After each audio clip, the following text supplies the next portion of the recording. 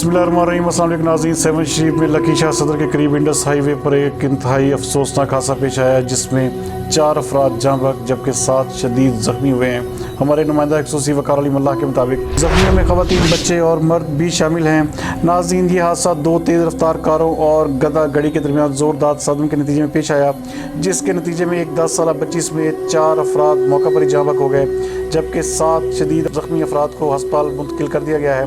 ज़ख्मियों में बच्चे, बड़े और ख़वातीन शामिल हैं। ज़ख्मियों में सज्जाद शेख, असद अंसारी, शबाना शेख, अजमेर शेख, अब्दुल फत्ताह, हाली पोटो, लियाकत और फहमीदा शेख शामिल हैं, जबकि जाँ बहक अफराद की शनाख्त अमीर शेख, सैयद अमजद शाह, मंजूर अली और 10 साला बच्ची अमीरिया के नामे से हुई। तमाम अफराद सेवन और लाड़काना के रहायशी हैं। इधर वाक़े के तमाम अफराद को सेवन अस्पताल में मुंतकिल कर दिया गया है और पुलिस ने हादसा का शिकार गाड़ियों को अपनी तहवील में ले लिया है।